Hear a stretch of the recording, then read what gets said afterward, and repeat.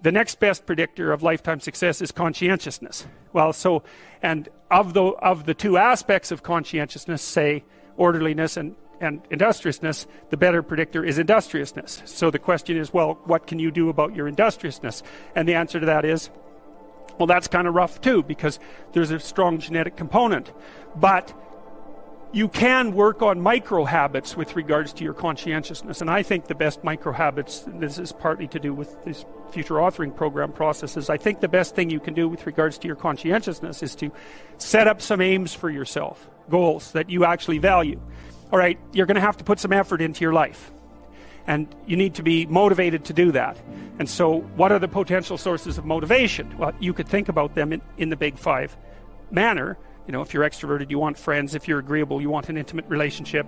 If you're disagreeable, you want to win competitions. If you're open, you want to engage in creative activity. If you're high neuroticism, you want security. Okay, so those are all sources of potential motivation that you could draw on, that you could tailor to your own, your own personality. But then there are dimensions that you want to consider your life across. And so we ask people about, well, if you could have your life the way you wanted it in 3 to 5 years, if you were taking care of yourself properly, what would you want from your friendships? What would you want from your intimate relationship? How would you like to structure your family? What do you want for your career? Well, how are you going to use your time outside of your job? And how are you going to regulate your mental and physical health, and maybe also your drug and alcohol use? Because that's a good place to auger down, because alcoholism, for example, wipes out, 5 to 10% of people. So you want to keep that under control. And then so maybe you develop a vision of what you would like your life to be, and that associates the goal. Once the goal is established, and then you break down the goal into micro processes that you can implement. The micro processes become rewarding in proportion in relation to their causal association with the goal, and that tangles in your incentive reward system. We talked about the dopaminergic incentive reward system, and that's the thing that keeps you moving forward. And the way it works is that it works better if it produces positive emotion when it can see you moving towards a valued goal. Okay, well, what's the implication of that? Better have a valued goal, because otherwise you can't get any positive motivation working out. And so the more valuable the goal, in principle, the more the micro processes associated with that goal start to take on a positive charge. And so what that means is, well, you get up in the morning and you're excited about the day. You're ready to go.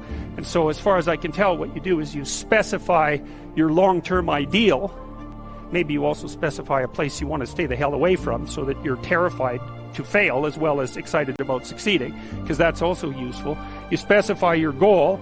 You do that in some sense as a unique individual. You want to specify goals that make you say, oh, if that could happen as a consequence of my efforts, it would clearly be worthwhile. Because the question always is, why do something?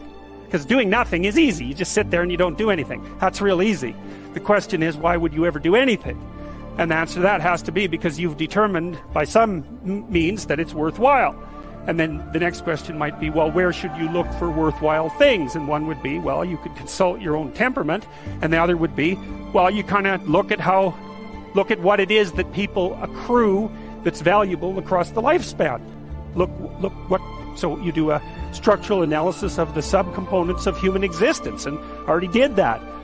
You need a family, you need friends. You don't need to have all these things, but you better have most of them. Family, friends, career, educational goals, plans for, time outside of work, attention to your mental and physical health, etc.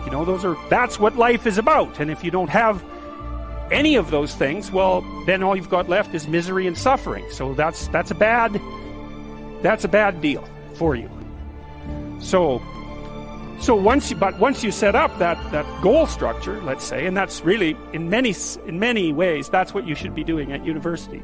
That's exactly what you should be doing, is trying to figure out who it is that you're trying to be, right?